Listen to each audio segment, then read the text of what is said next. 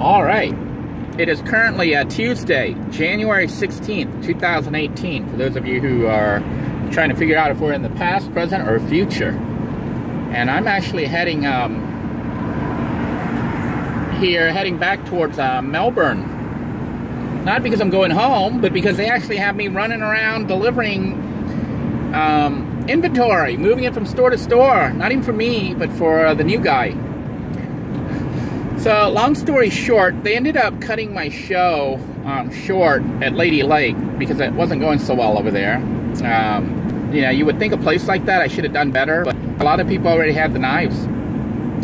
So they moved me to Orlando, to another location, which really is kind of a bad location. Yeah, I don't know if they're just sticking these locations on me or what, but this location is terrible. And they had me here. This is my first day, and it's just really bad.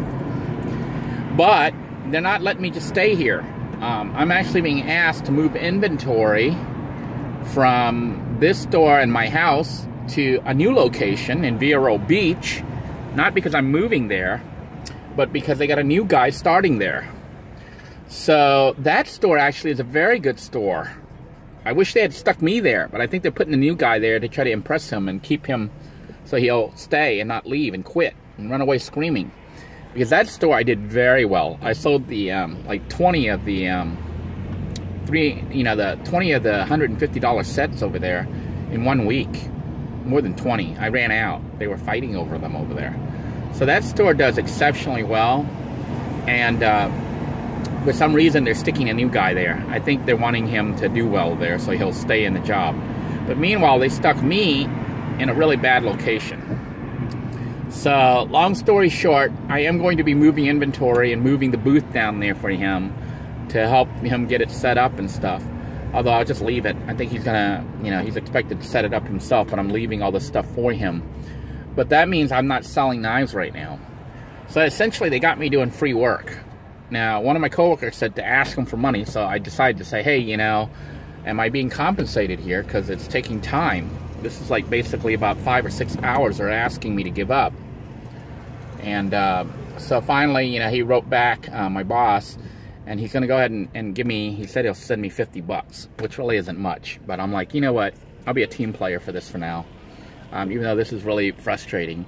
Because they're pulling me from selling knives to run on this errand pretty much for free. And the only thing they're going to compensate me for is mileage. And it's about 6 hours worth of work. And it's not like easy work. I got to drive around and also lift and, assemble and disassemble. Well, I actually don't have to assemble, but it's already been disassembled. I got to move all this stuff like the booth and whatnot. So, basically, I'm going to be driving from Orlando to Melbourne, then down to Vero Beach. Then I'm going back up to Melbourne to sleep. And then heading back out to Orlando the next morning to work. That's what's going to end up happening, which is kind of a pain. I hope they don't keep doing this, because if they do, I'm walking. This isn't what I signed up for. Unless they pay me for driving around. I would not mind just driving around delivering stuff, if that's what we agreed on. But if they have me selling, I'm supposed to be selling knives, and then they got me driving around, that's not good. So, the other thing is, of course, wear and tear on the vehicle. Speaking of which, some of you might be curious about what's going on with Little Blue 2. Currently, I have used the, what do they call it, the ODB or whatever, that computer thing. And I told it to reset the computer and erase all the codes. So, surprisingly right now, the vehicle seems to be running a little bit smoother. And although I still have the ABS light coming on and the check engine oil light, which is probably a defective sensor, because I just had the oil changed the other day. When you guys saw that video with me at the Night Rider hangout, the hideout area, for Night Rider, that was me at Walmart getting my oil and oil filter and stuff changed out. So that was just a few days ago.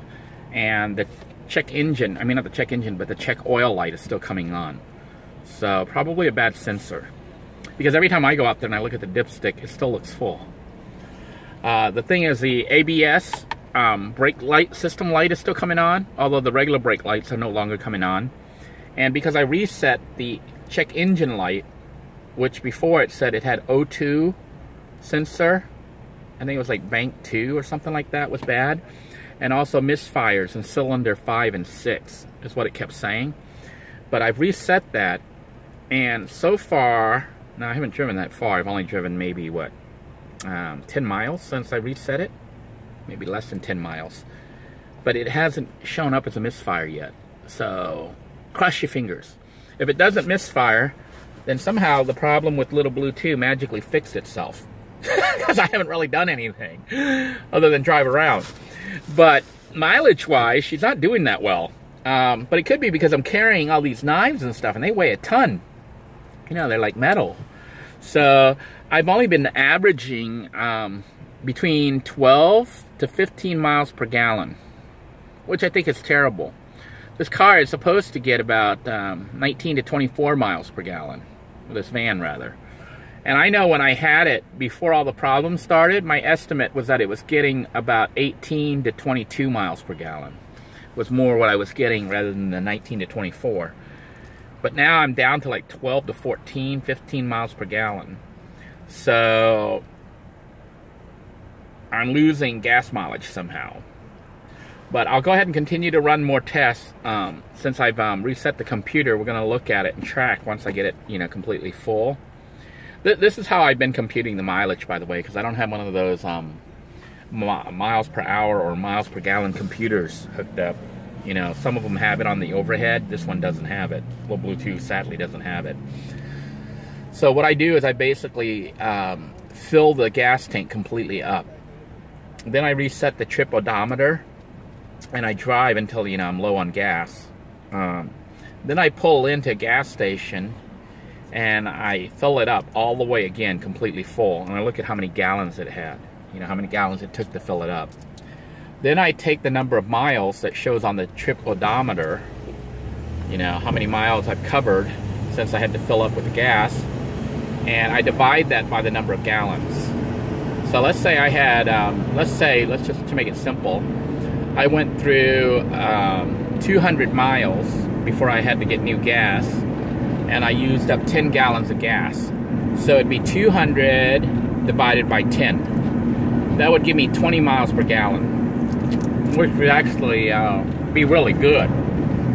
But that's not the numbers I'm actually getting.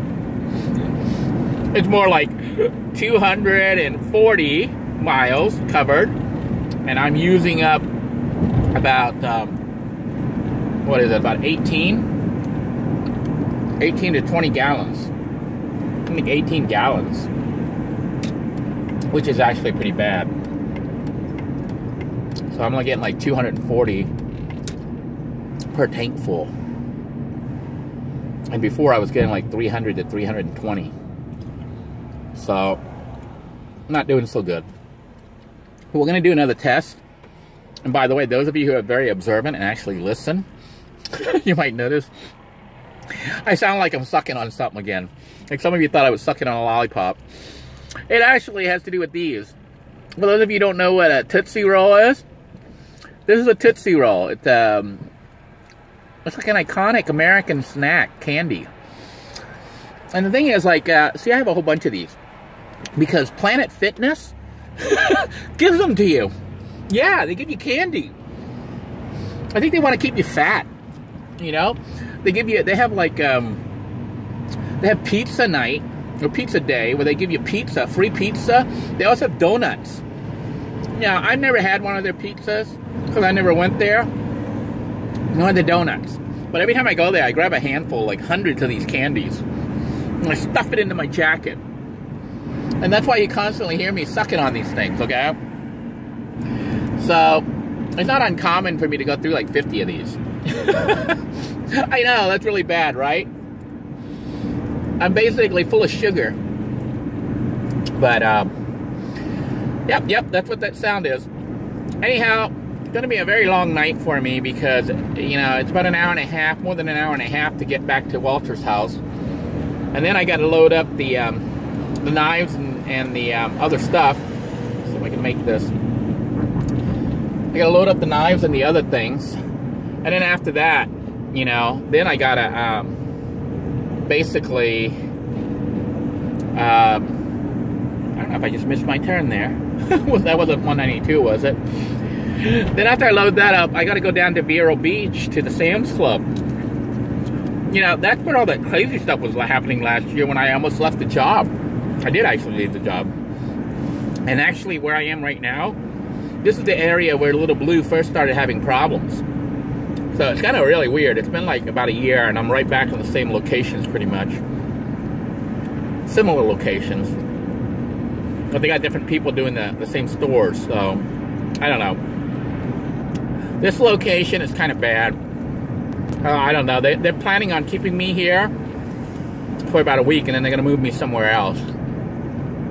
Hopefully the next location is better, but as long as they continue to honor their draw, I'm fine with it. This job isn't the best, and pay is really terrible, but yeah, if they keep their draw, it's enough for me to cover the rent, you know, that I'm paying Walter while I house sit for him.